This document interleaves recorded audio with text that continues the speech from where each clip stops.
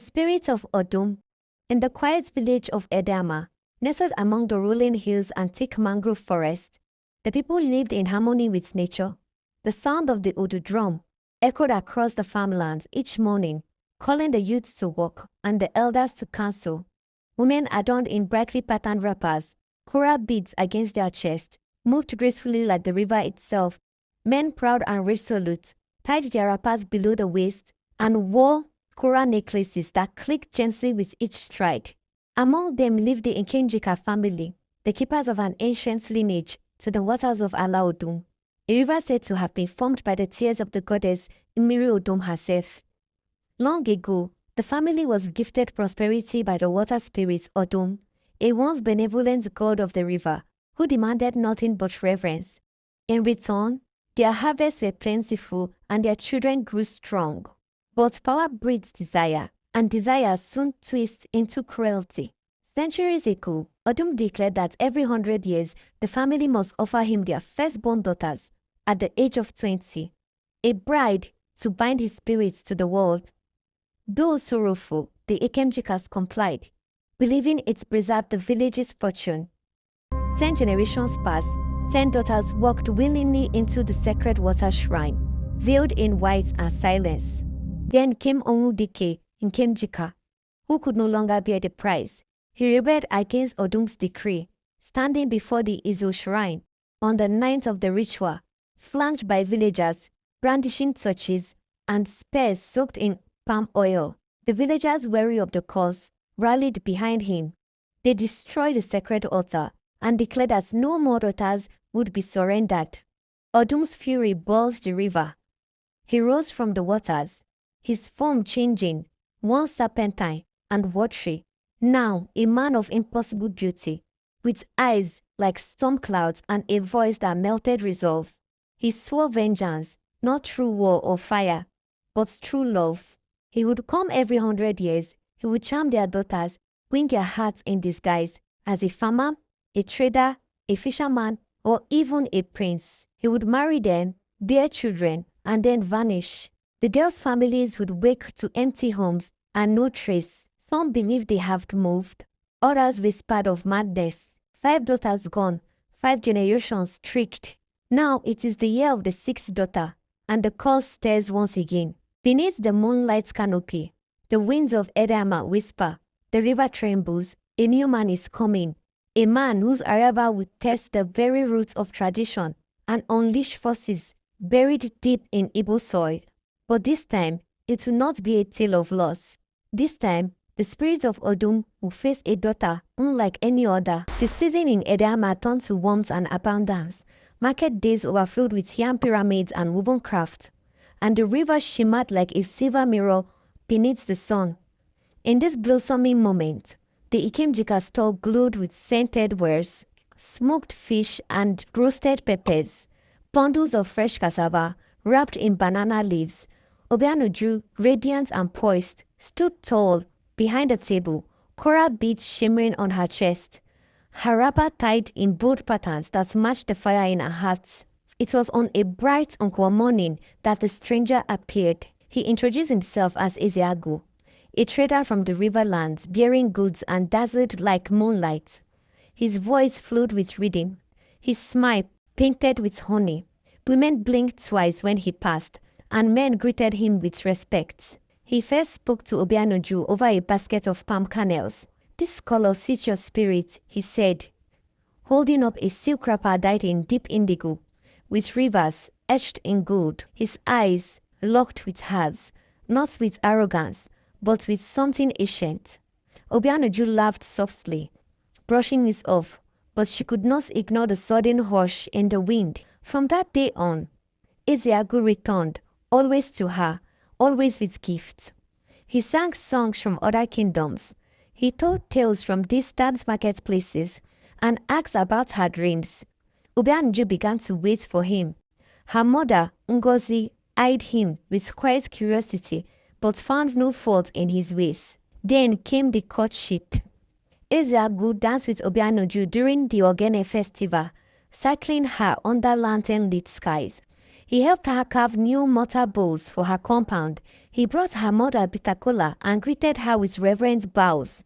His presence was gentle, love, and deliberate. Their wedding was approved by elders and priests alike.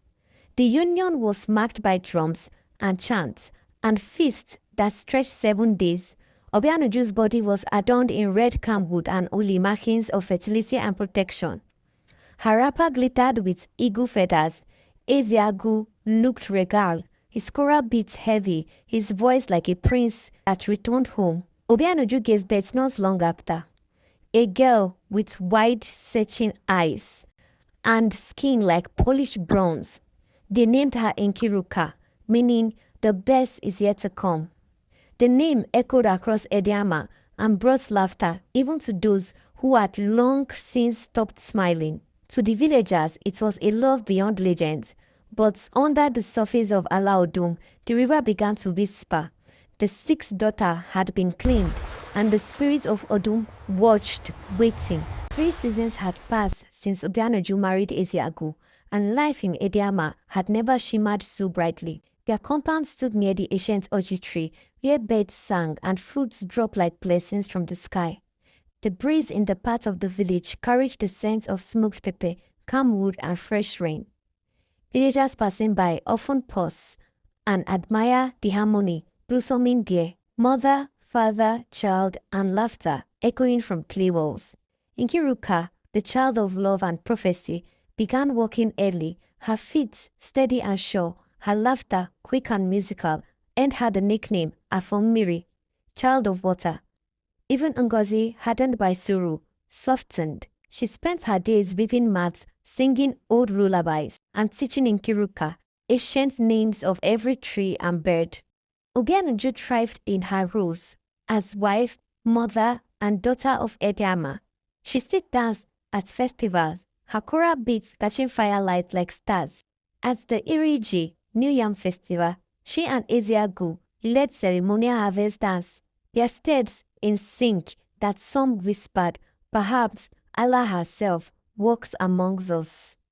And yet, no one truly knew who Ezeagu was. He never spoke of his origins. When asked about his family, he would smile and talk instead about trade routes and foreign spices.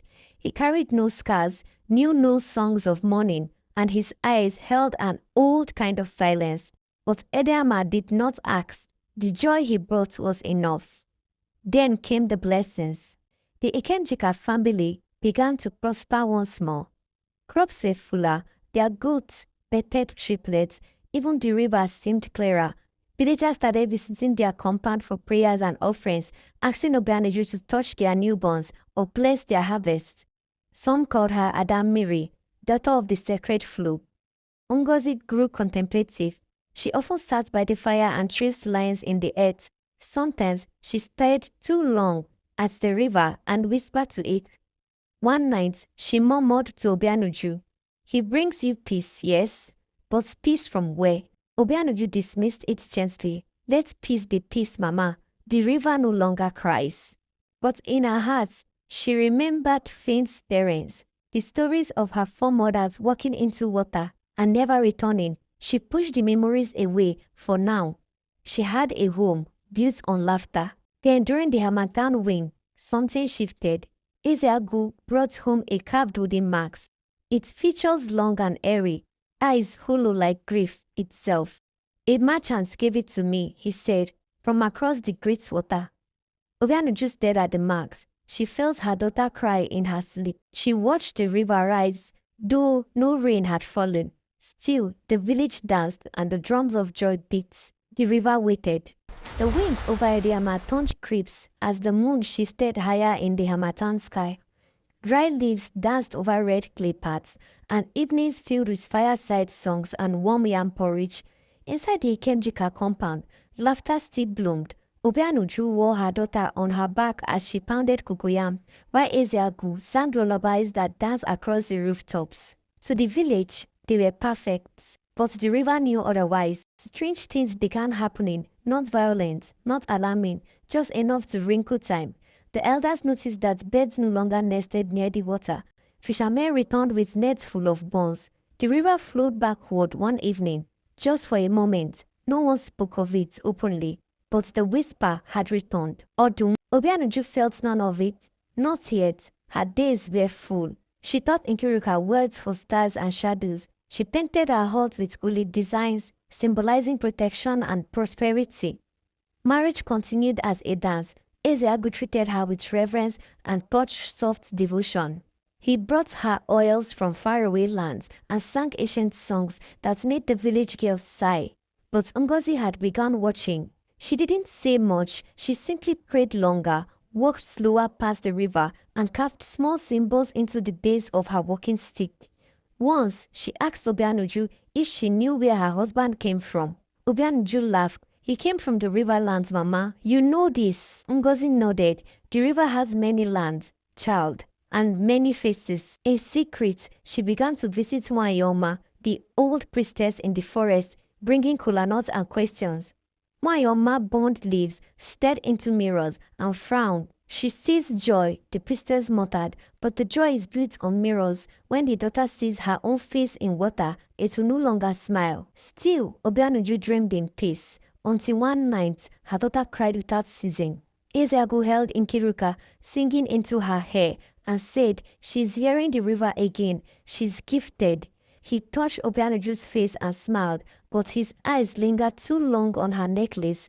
Coral beads passed down through 10 generations. His fingers brushed them, and for a second, she felt cold. Later that night, Obianuju stepped outside, standing beneath the great orji tree. She listened to the wind, she fetched the stars, and she thought she saw a man standing at the edge of the river. He looked exactly like Ezeaku, but when she returned to the hut, Ezeaku was already asleep inside, holding Nkiruka. She didn't speak of it. She didn't wake her mother. She simply lay beside him, clutching the coral beads at her neck. The river had begun whispering again, but the sixth daughter of Ediama did not understand its song. The moon over Ediama was heavy with silence. Obianuju lay awake beside Ezeagu, his arm wrapped across her waist. Steady and warm, Nkiruka slept soundly beside them, but Obianuju's eyes stayed open, focused on the outline of the coral beads she had inherited from her foremothers. She hadn't worn them in days. Each time she reached for them, her fingers trembled. Something was shifting, no longer just in the wind or the river's song, but inside her. That evening, Ngozi had stared too long into a bowl of water. "The face you love," she said softly, "may not be the one you marry." Obianuju had laughed at first, but later, when she heard Nkiruka and saw her reflection ripple in the calabash, she remembered something she had buried deep, a story etched into her childhood journal, hidden under the mats of the 10 sacrificed daughters and the 5 vanished brides, each deceived by a man whose beauty was deeper than truth. Now she felt it. The charm her grandmother carved buried beneath the orji tree was broken. Ezeagu no longer cast a shadow in moonlight. She no longer heard his footsteps. He no longer ate salt. Obianuju returned to Wanyoma's shrine in the forest, no longer as a daughter or a dreamer, but as an heir. She brought her coral beads, a lock of Nkiruka's hair, and the story of her heart. Wanyoma listened to solemn eyes, then brought her into the river at dawn. "The water will remember you," she said, "but you will remember yourself." For 7 days, Obianuju bathed in sacred waters and fasted. She recited names of her foremothers, backwards, then forwards, calling each one to guard her. She carved an upo charm from igneous stone and planted it beside her doorstep. She danced alone under moonlight, not for joy, but for war. On the 8th day, she sat at the edge of ODUM with Nkiruka on her lap and whispered, "You will not take her away. You will not take me away." That night, Ezeagu returned home late, his wrapper soaked in river water. Though it hadn't rained, he smiled, kissed Obianuju's hand, and laid beside her. She did not flinch. She clutched her beads and whispered beneath her breath, "I see you now." Ezeagu's eyes blinked twice, and in that blink, the reflection in the calabash changed. Not a man, but a god, serpentine, beautiful, terrible. Obianuju did not scream. She reached beneath her pillow and touched the stone. The daughter of 10 generations had awakened. At dawn, a quiet wind crept over Ediama. The trees refused to sway, and even the birds held their song. Obianuju stood before the Ala Odum shrine, wearing her grandmother's Kura beads, a wrapper etched with uli symbols of war and the fire of 10 generations woven into her gaze. Nkiruka was asleep, wrapped in white clothes and guarded by Ngozi, whose staff pulsed faintly with protective markings. Wanyoma sat nearby, drawing a ring of ash and salt around the shrine's base. Today, she whispered, is not for gods, today is for daughters. Ezeagu arrived at moonset. His beauty remained, but now it shimmered like a mirage. His eyes no longer smiled. He wore a robe made of water and a crown carved from driftwood and bone.